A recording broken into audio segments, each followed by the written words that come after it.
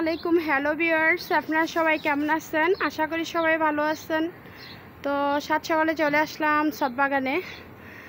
এসেই প্রথমে আমার কলার সইটা কেটে নিছি আর কলা গাছটা এখানে রেখে দিছি। তো কলা গাছের ড্রামটা ছিল এই কর্নারে, আমি এখান থেকে উঠাই নিয়ে আমি ওই দিকে রাখছি।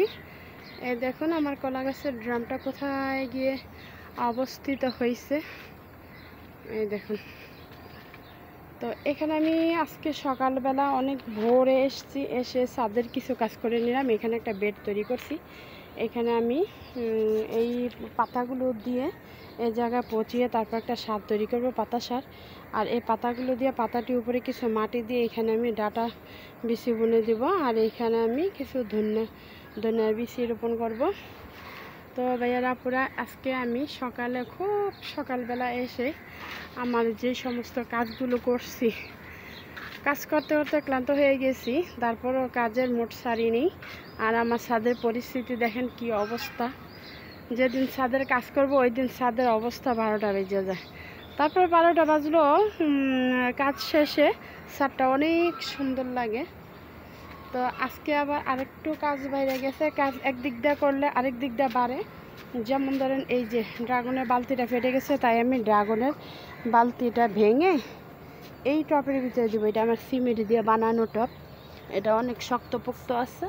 তো এর ভিতরে আমি ড্রাগন গাছটা লাগিয়ে দেবো। আর ড্রাগন গাছটা মাসাল্লাহ দিলে অনেক বড় হয়েছে।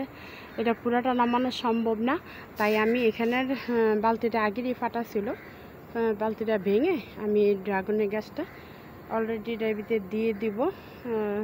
তো সকাল থেকে কাজ করতে করতে দেখেন হাতের কি অবস্থা। হাতের যা 12টা বাজে, হাত এখন অনেক শক্ত হয়ে গেছে। আর আমার লাউ গাছগুলো দেখেন মাশাআল্লাহ দিলে কি সুন্দর হয়েছে। এই যে আমার লাউ গাছগুলো।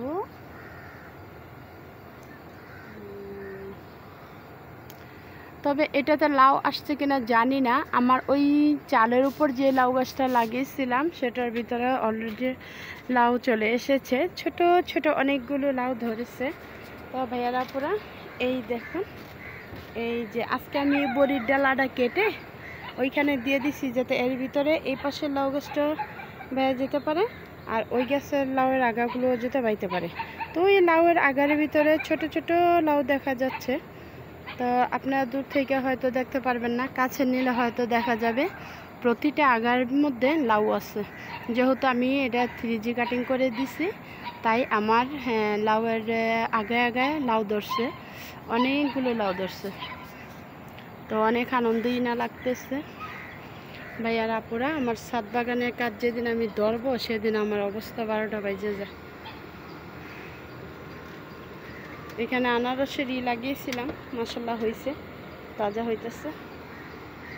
এই যে আমার মালটা গাছ এখানে ছিল, ঠিক কলা গাছটা এখানে ছিল, এই বাসটার সাথে কলা গাছটা ছিল। তো এইখানে আমি অন্য একটা গাছ দিয়ে দিব। আর এদিকে আরও 2টা ড্রাগনের চারায় না, আমি আরও 2টা চারাই না ওই 2টা টপে আমি লাগিয়ে দেবো। 2টা টপ খালি আছে।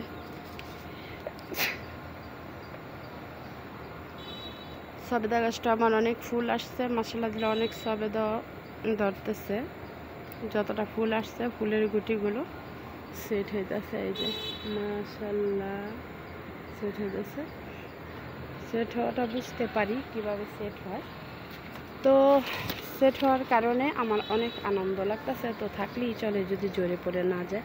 এই ভিতরে দেখেন, এই যে এখানে আছে 4টা, এর ভিতরে আছে আরও, ভিতরে ধরছে সবেদা গাছ। বলতেছে আমি উপর দিয়ে দেখাইব না মানুষে, আমি ভিতরে কাজ করব। তাই ভিতরে মাশাআল্লাহ অনেক সবেদাই, যেমন এমনি অলরেডি বড়ই আছে 3টা, আর ছোট ছোট ফুল আইসা, ফুলগুলো যে কয়টা ফুলই আসছে সেট হয়েছে। আরও ফুল আসার সময় আছে, আরও ফুল আসবে। আর মালবেরি গাছটা আমার এই যে গার্মেন্টসের যে ডাইসগুলো আছে, ডাইসে আমার গাছগুলোর একদম অবস্থা 12টা বাজিয়ে দেয়। দেখেন কি অবস্থা। এই যে আরে গাছগুলো আমার গোসল করাই দিতে হইব। এই যে কিছু মালবেরি পাকছে, এই যে কিছু মালবেরি পাকছে, পুরোপুরি পাকে নাই, মানে পাকলে একদম কালো হয়ে যায়। আর যখন পাকবে তখন গোলাপি হয়, আর যখন কাঁচা থাকে তখন সবুজ হয়। এই আমার মালবেরি গাছটা। তবে মালবেরি গাছটা এখান থেকে সরিয়ে ফেলতে হবে, যেহেতু এটা অনেক ধুলাবালি আটকে যায়। অন্য গাছের থেকে বেশি ধুলাবালি এই মালবেরি গাছটা আমি আটকে গেছে, তাই এই গাছটা এখানে রাখা সম্ভব না। আস্তে আস্তে ধীরে ধীরে আমি আমার ছাদ বাগানটায় সুন্দর করে সাজিয়ে তুলব, এখনও সাজাতে পারি নাই। তো এই গাছটা ভাইয়ারা পুরা ওইখানে ছিল, যে কলা গাছটা আমি যেখানে নিয়ে গেছিলাম, কলা গাছটা যেখানে নিয়ে গেছিলাম ওইখানে আমার পেয়ারা গাছটা ছিল। তো এখন বুঝতে পারছি যে আমের গাছের নিচে, আম গাছের নিচে পেয়ারা গাছ দিয়া একদম সাদা মাছি বইরা গেছে। এই দেখেন আমার পেয়ারা গাছটা, এই যে পেয়ারা গাছে একটা পেয়ারা আছে, আর এইখানে ছোট্ট একটা পেয়ারা আছে, আর গুটি গুটি অনেক ফুল আসছে। এই দেখেন, আমি আপনাদেরকে দেখাইতেছি। এই যে ফুল, এই যে ফুল, এইখানে আছে ফুল, এই যে ফুল, এখানে ফুল, তারপর আরো ফুল আছে। এই দেখেন সাদা মাছি বইরা কি অবস্থা হয়েছে। বুঝতে পারছি যে আমার এই গাছটা ওইখানে থাকলে আমি টিকাইতে পারবো না, যেহেতু সাদা মাছি অনেক। এই যে এখানে দেখেন দুইটা ফুল আসছে, এই যে পেয়ারা ফুল আসছে। তো এই গাছটার মধ্যে আমি এই কারণে ওইখান থেকে নিয়ে আসছি, মানে পুরাটা গাছ আমি কীটনাশক দিয়ে দিব, যাতে করে সাদা মাছিগুলো মরা যায়, আমার ফলের কোনো ক্ষতি করতে না পারে। দেখুন কত সাদা মাছি ধরে আছে, আম গাছের নিচে রাখছি তো সেই কারণে। আল্লাহ, দেখুন সাদা মাছি, তাই আমি ওইখান থেকে আমার পেয়ারা গাছটা নিয়ে এসেছি। মশলা দিলে এই পেয়ারা গাছটা, আর ওইখানে আছে আমার হাতে লাগানো গাছ, ওই গাছটাও সুন্দর হয়েছে। ওই যে ওইখানে এ হলো চুকাই গাছ। এই যে দেখুন চুকাই গাছে অনেকগুলো বিচি আসতেছে, আমি এবার এই বিচিগুলো দিয়ে আমি চারা তৈরি করব, আর সবগুলো চুকাই গাছ উঠে ফেলাই দিছি। তো সকালবেলা উঠে আমি আমার ছাদ বাগানের যে সমস্ত কাজগুলো করে থাকি,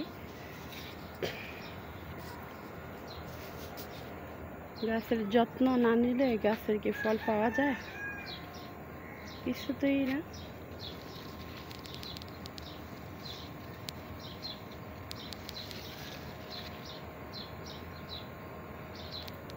মশলা দিলে আমার এই আমড়া গাছটা অনেক ভালো, অনেক লক্ষ্মী। এখানে আসছিল অনেকগুলো, এখানেও ধরতো, কিন্তু আমার একটু ভুলের কারণে এগুলো নষ্ট হয়ে গেছে। যখন এই ফুলের ছড়াটা আসছিল তখন আমি ওই গাছের ভিতর সরিষা খোল দিয়ে দিছি, যার কারণে এই ফুলটা মরে গেছে। তো যাক, তাতে কোনো সমস্যা নেই, গাছ যখন আল্লাহর মতো ভালো আছে আবার পরে ফল দিবে। আর এই কাটিমন গাছের আমের কথা কি বলবো, মুকুল আসে ঠিকই, জাইকা মুকুল আসে, কেন যে কালো হয়ে জ্বলে যায় বুঝতে পারি না। কীটনাশকও দেই ঠিক মতো আমি, তো আমার মনে হয় গাছের মাটিটার মধ্যে ঠিক মতো খাবার পাইতেছে না, যার কারণে গাছের মুকুলগুলো জ্বরে দিতেছে। তারপর আমি দেখি, আমি আজকে যাব বাজারে যায়, তারপর জৈব সার নিয়ে এসে তারপরে এর ভিতরে দিয়ে দিব জৈব সার, শিংকুচি, হাড়ের গুঁড়া, এগুলো দিয়ে দিব।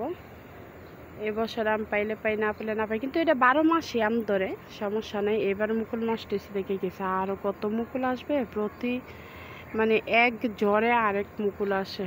এই গাছটা আমার এইভাবে ভালো, খুব ভালো গাছটা, কিন্তু আমি গোড়ার ভিতরে গোবর সার আর জৈব সার এগুলো সব দিয়ে দিব। তো সময় লাগে, ছাদ বাগান করতে গেলে একটু ধৈর্যের কারণ হয়, একটু ধৈর্য ধরতে হয়, তারপরে কত পরিশ্রম। এই মাটিগুলো শুকাও, তারপরে মাটিগুলোর ভিতরে জৈব সার, শিংকুচি, হাড়ের গুঁড়া সব কিছু মিশিয়ে রাখো, তারপরে আবার এর ভিতরে ফাঙ্গিসাইড দাও, তারপরে গাছের গোড়ায় দিয়ে দাও, সব কিছুর যত্ন লাগে। আর একটা গাছের যত্ন তো আর একদিনে নেওয়া যায় না, প্রত্যেকটা গাছের এই যত্ন, কয়েকটা গাছের এক সমানকে। এই দেখেন এই জলপাই গাছটা, এই জলপাই গাছটা যদি আমি ঠিকমতো যত্ন না করি তাহলে কি জলপাই ধরবে? মোটেই না। তো তার ভিতরে এই দেখেন শিকড়গুলো বাইসা কী অবস্থা।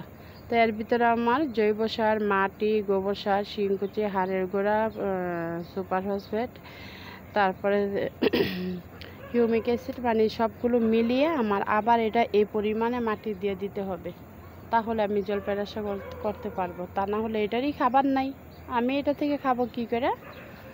যার কারণে পরিশ্রম করতে হয় অনেক। আমার হাতগুলি একেবারে নষ্ট হয়ে গেছে, অনেক শক্ত হয়ে গেছে। আমার কত মোলায়েম সফট হাত ছিল, এই হাতগুলো একেবারেই আমার শক্ত হয়ে গেছে।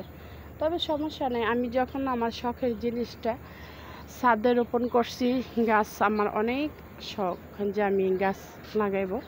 তো ঢাকার ভিতরে জায়গা তেমন বড় লাগে, গাছ লাগাইতে গেলে তেমন বড় জায়গা তো আর হয় না। আর বড় জায়গা থাকলেও বাগবন্ডক হয় নাই এখনও যে আমি আমার পছন্দ মতো গাছগাছালি লাগাইব।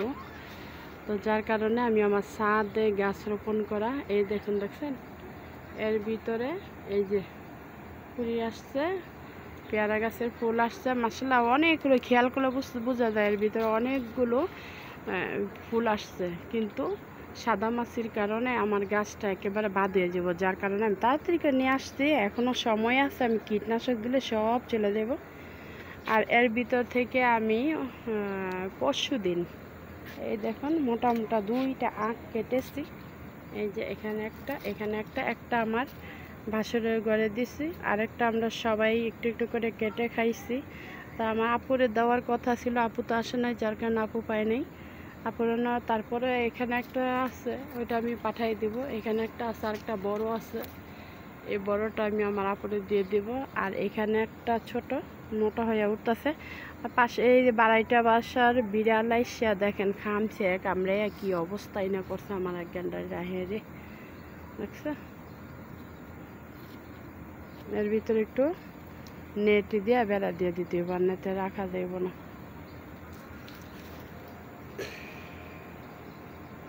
তো ভাইয়ারা আপুরা, আজকের জন্য আমার এই ছাদ বাগানটা আমি আপনাদেরকে দেখা দিলাম, সকালবেলা কি কাজ করি ছাদে উঠে।